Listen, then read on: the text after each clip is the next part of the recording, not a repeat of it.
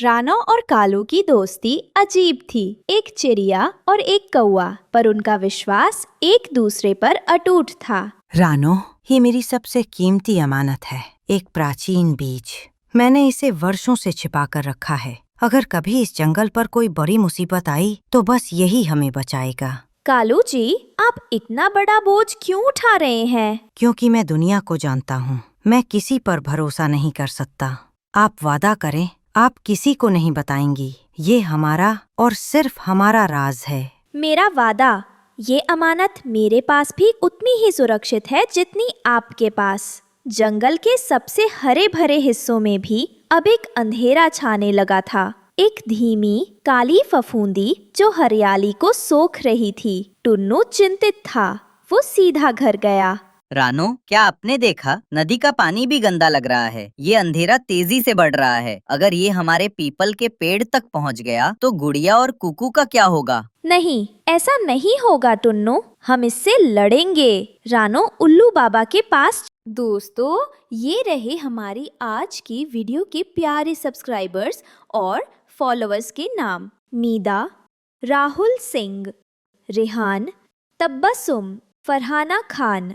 जो नहीं चुने गए, चिंता मत करो, अगली बार तुम भी बन सकते हो जंगल के सुपरस्टार। दोस्तों, अगर आप भी चाहते हैं मैं आपका नाम अपनी कहानी में लूं, तो देर किस बात की, जल्दी से कमेंट करके अपना नाम हमें भेजें। जाती है और उन्हें कालू की अमानत के बारे में बताती है।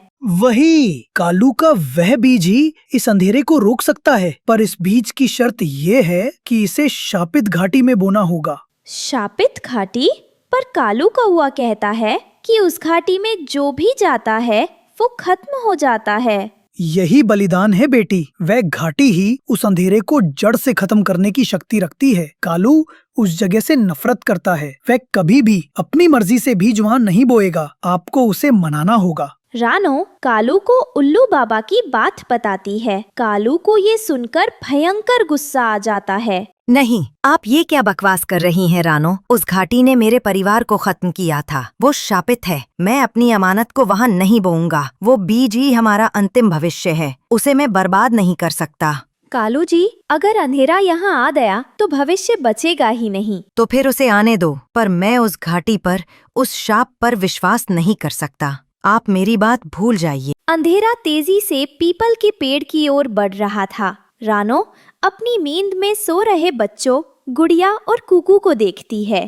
कालू, आप नहीं समझते, आप अपनी नफरत के कारण पूरा जंगल खत्म कर देंगे। आपका विश्वास मेरे लिए, मेरे बच्चों के जीवन से बढ़कर है। पर अगर मैं आज चुप रही तो मेरे बच्चे जीवित नहीं रहेंगे। मुझे माफ कर दीजिएगा कालू। मुझे वो अविश्वास अर्जित करना होगा ताकि मेरा परिवार जीवित रह सके।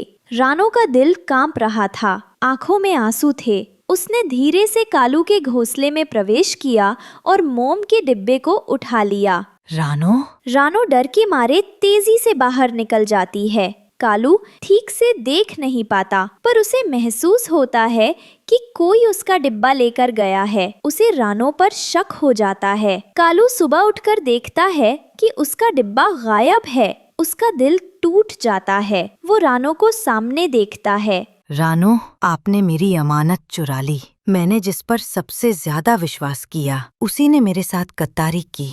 कालू जी, आप ये क्या कह रहे हैं? रानो ऐसा नहीं कर सकती। आप चुप रहिए। रानो, आप चोर हैं। अब बताइए, आपने वो बीज क्यों चुराया? रानो के चेहरे पर गहरा दुख था। वो जानती थी कि शापित घाटी जानलेवा है और कालू के परिवार को भी धीरे धीरे खत्म कर दिया था। रानो चुप रही। हाँ कालू जी, मैंने ही वो बीज लिया है। क्यों किया आपने ऐसा? मैंने वही किया जो जरूरी था। रानू ने इस बात पर कोई सफाई नहीं दी कि उसने बीज कहाँ लगाया। उसने कालू के क्रोध और जंगल के आरोपों को चुपचाप स्वीकार कर लिया। कुछ घंटे बाद रानो अकेले शापित घाटी में जाती है। उसे पता था कि यह उसका आखिरी सफर है। कालू, मैं इस शाप को अपने पर लेती हूँ। मैं धीरे धीरे खत्म हो जाऊंगी, पर यह जंगल बचेगा। रानो जानती थी कि वह उड़ने की अपनी ताकत कुर्बान करने जा रही है। उसने बीज बोया, तुरंत ही खतरा टल गया। रानो वापस आई, पर उसके पंखों की जान निकल चुकी थी।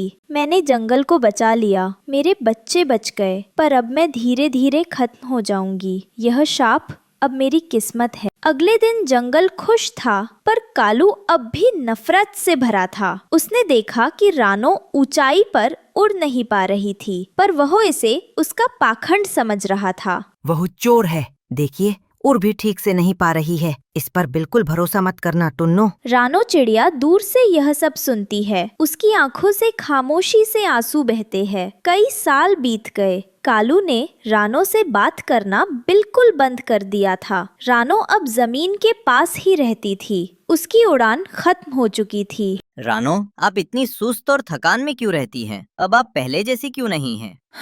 टूनू, कुछ बातें वक्त ही समझाता है। मेरी किस्मत अब यही है। उल्लू बाबा बहुत बूढ़े हो चुके थे। अपनी अंतिम सांस लेने से पहले उन्होंने कालू को पास बुलाया। कालू, मैंने तुम्हें एक राज बताना है। रानो ने तुमसे चोरी इसलिए की क्योंकि वह जानती थी कि तुम शापित घाटी की नफरत के कारण वह बीज कभी नहीं बोते। रानो ने खुद को शापित घाटी में जाने दिया। उसने जानबूझकर उस अपयश और दुर्भाग्य के शाप को खुद पर ले लिया ताकि तुम्हारा और इस जंगल का जीवन बच सके। उसने तुम्हारे सम्मान को बचाने के लिए अपनी दोस्ती कुर्बान कर दी। वह चोर नहीं, वो सबसे बड़ा बलिदान देने वाली थी। कालू का दिल टूट गया। उसे एहसास हुआ कि जिस दोस्ती को वह सालों तक नफरत में जीता रहा, रानो ने उसी दोस्ती को बचाने के लिए अपना जीवन दुख में बिताया। कालू रोते हुए रानो के घोंसले की ओर उड़ता है। रानो, मेरी बहन, मेरी दोस्त, मुझे माफ कर दो।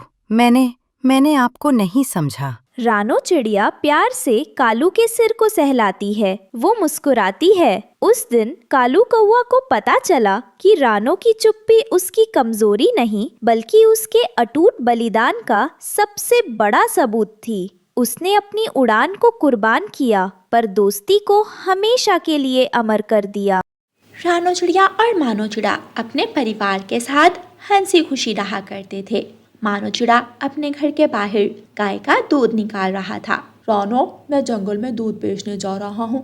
दोपहर को गाय को पानी पिला देना। ठीक है, आप चिंता ना करें, मैं कर लूँगी। हाँ, याद आया, आते हुए चावल भी ले आइएगा। बच्चे कह रहे थे कि आज मटर वाले चावल खाने हैं। मानो चिड़ा अपने घर से दूध की बाल्टियाँ लेकर जंगल की तरफ चला जाता है।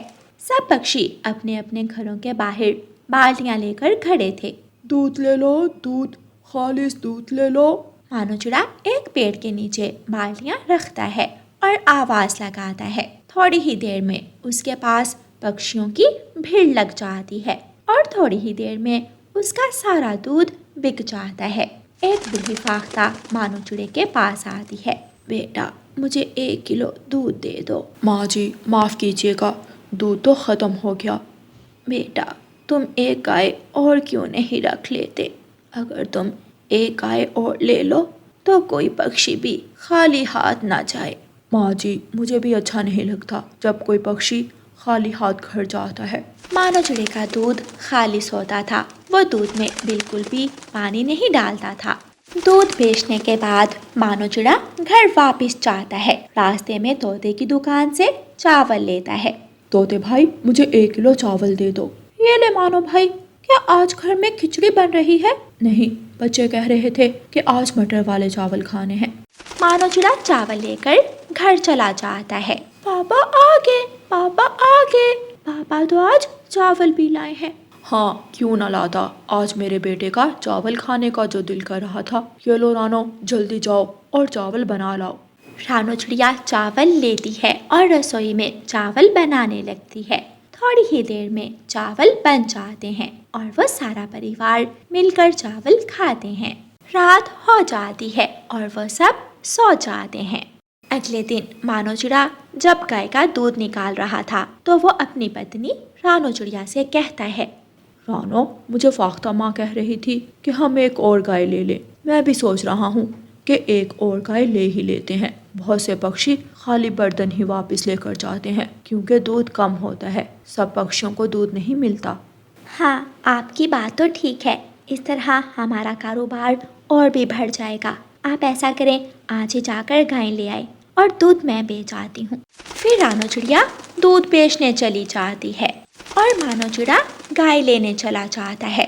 मानो चिड़ा सीधा चाचा छमछम के पास जाता है। चाचा जी, मुझे एक गाय दे दें जो सेहतमंद हो और अच्छा दूध देती हो। हाँ, मेरे पास एक गाय है जो बहुत सेहतमंद और खालिस दूध देती है।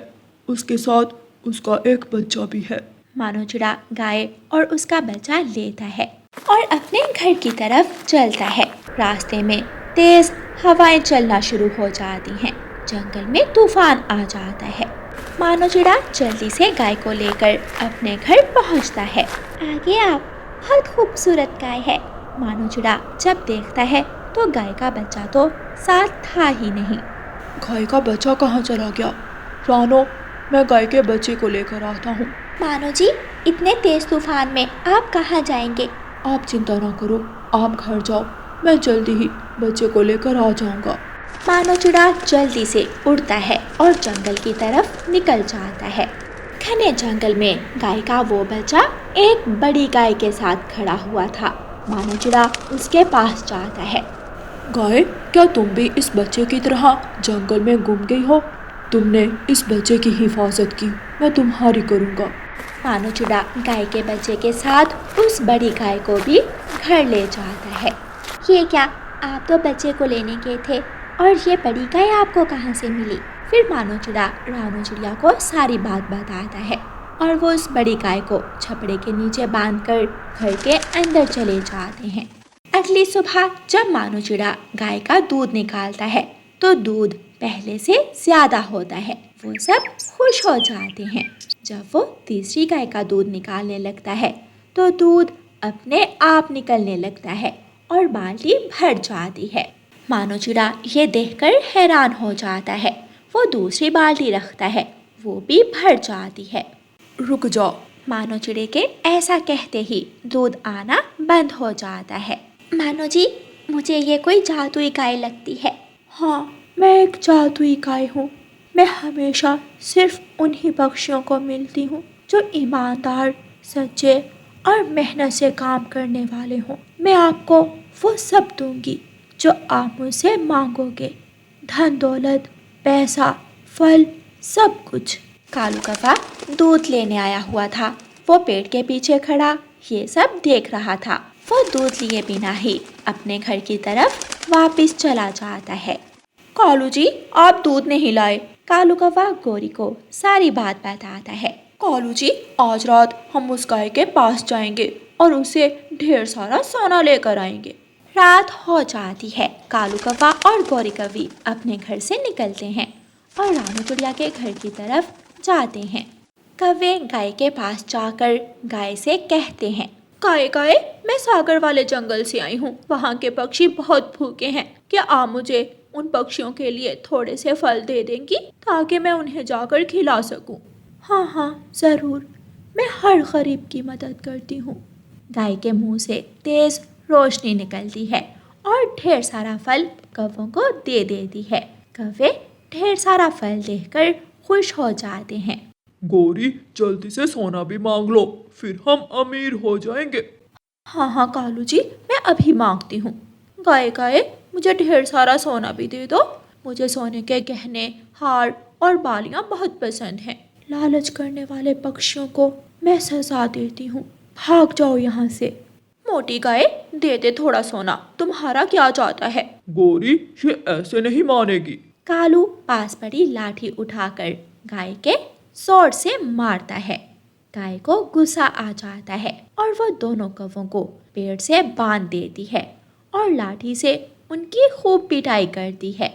बचाओ, बचाओ, बचाओ, बचाओ। गोरी और कालू की आवाजें सुनकर मानो चिड़ा और रानो चिड़िया घर से बाहर आते हैं। गोरी और कालू, तुम यहाँ क्या करने आए हो? मानो और रानो चिड़िया सब समझ जाते हैं। गोरी और कालू, तुम कभी नहीं सुधरोगे, अब लटके रहो यहाँ। रानो, बस एक बार हमारी जान बचा दो, आइंदा हम कभी भी ऐसा नहीं करेंगे। गाय, इन्हें माफ कर दो, ये दोनों आइंदा ऐसा नहीं करेंगे। फिर गौरी और कालू वहाँ से गाय गाय करते हुए भाग जाते हैं। प्यारे दोस्तों, इस कहानी को लाइक, अपने दोस्तों के साथ शेयर और चैनल को सब्सक्राइब करना बिल्कुल मत भूलना। आपका धन्यवाद। जंगल के एक कोने में रानो चिड़िया रहती थी। वो मेहनती, भावुक और भिंडी की खेती में माहिर थी। उसकी सबसे बड़ी करीबी सहेली गोरी कव्वी थी, जो हर बात को कविता बना देती थी। दोनों मिलकर अपने बच्चों का पेट पालती, एक मेहनत से, दूसरी शब्दों से। लेकिन दोनों की दोस्ती से चलती थी दो चुगलबाज पक्षी, हरियाली तोती और लूसी कबूतरी। रानो चिड़िया सुबह सुबह अपने खेतों में भिंडियाँ तोड़ रही थी। सूरज की किरणें उसके पंखों पर पड़ रही थीं और भिंडियाँ मोतियों जैसी चमक रही थी। गौरी, देखो ना, ये भिंडियाँ सिर्फ सब्जियाँ नहीं है, ये मेरी मेहनत की हरी कविता है। हर डंडी में मेरे बच्चों की भूख छिपी है और हर बीज में मेरी उम्मीद। जब मैं इन्हें तोड़ती हूँ तो लगता है जैसे मैं अपने सपनों को हाथ से पकड़ रही हूँ। हाँ हाँ रानो, तेरी भिंडियाँ तो जैसे धरती की मुस्कान है। ऐसा लगता है जैसे तू खेत में नहीं बल्कि किसी मंदिर में पूजा कर रही हो। और जब तू मुस्कुराती है तो लगता है जैसे सूरज खुद खेत में उग गया हो। चल, अब तेरी मेहनत पर एक कविता लिखती हूँ। वही पेड़ की ऊंचाई पर बैठी थी चुगलखोर जोड़ी, हरियाली तोती और लूसी कबूतरी। वो ऊपर से बैठकर रानो चिड़िया और गोरी कव्वी की सारी बातें सुन रही थी। अरे अरे, देखो तो रानो की चाल, जैसे जंगल की महारानी बनी फिर रही हो। भिंडी बेचकर क्या अब वो पंखों में मोती सिलवाएगी? और वो गोरी, हर बात पर कविता, जैसे घोंसले में नहीं किसी मंच में बैठी हो। इन दोनों को देखकर तो लगता है जैसे जंगल का नक्शा बदलने वाली है ये दोनों। जब बारिश आएगी ना तो देखना कैसे इनकी भिंडियाँ बहेंगी और कविता भीग जाएगी। तभी हवा में पंख फैलाए मिठू तोता उड़ता हुआ आता है और सीधे हरियाली तोती पर बरस पड़ता है। अरे अरे हरियाली, अगर तुम्हें चुगली करने से फुर्सत मिले तो बच्चों की तरफ भी देख लो। मैं उड़कर दाना लाता हूँ और तुम उड़कर ताने। जरा घोंसले में चलकर देखो, बच्चे भूख से चहचहा रहे हैं और तुम यहाँ जंगल की राजनीति कर रही हो। क्या तुम्हारा सिर्फ यही काम है कि दूसरों के काम को देखकर उनकी टांग खींचना?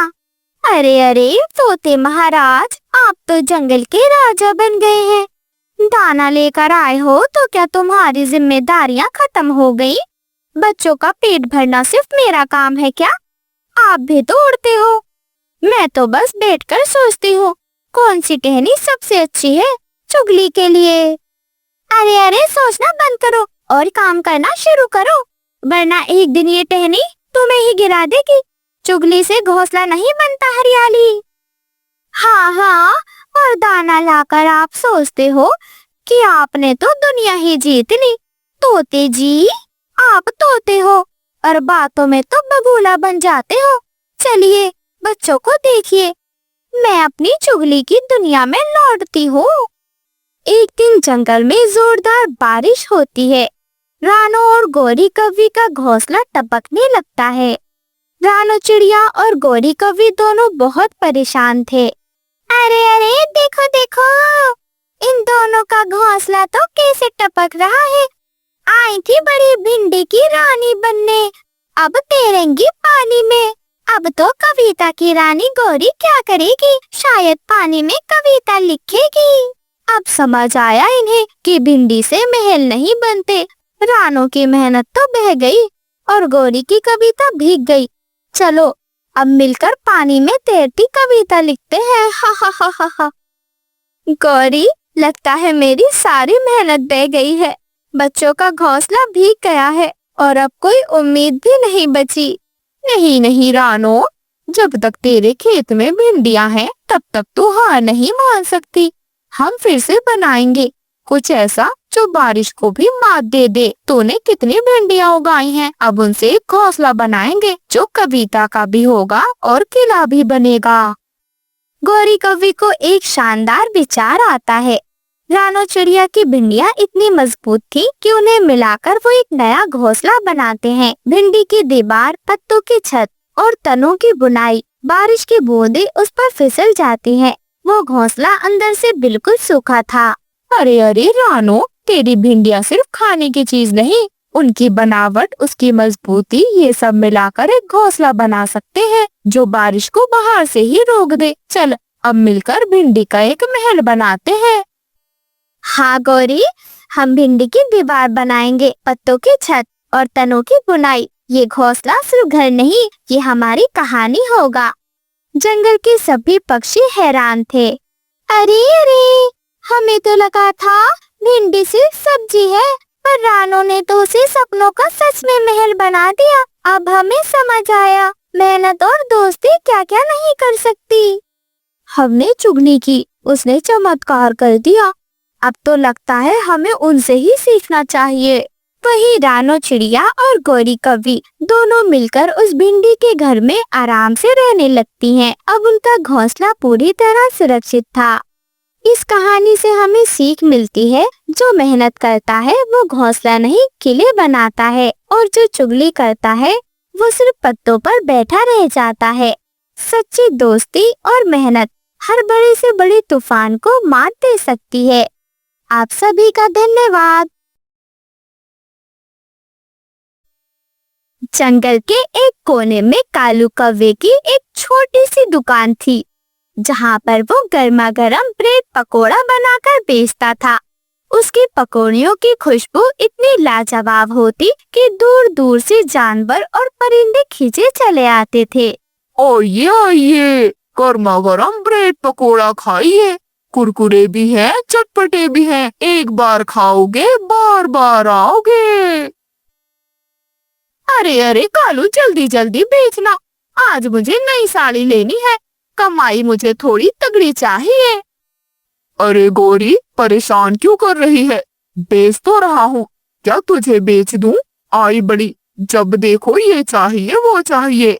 चल काम में हाथ बटा, ज्यादा बकवास ना कर। गौरी कवि चुपचाप जल्दी जल्दी काम करवाने में लग जाती है। तभी मिठू तोता उड़ता हुआ आता है।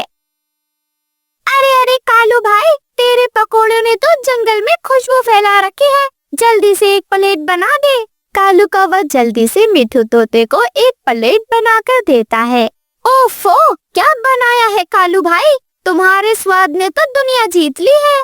पूरा दिन कालू कौवा मेहनत करने के बाद थका हारा घर लौटता है। गौरी कवि घर में पहले से पहुंच चुकी थी। कालू, कितने पैसे कमाए आज? बिना पैसे दिए घर के अंदर नहीं घुसने देना मैंने तुम्हें।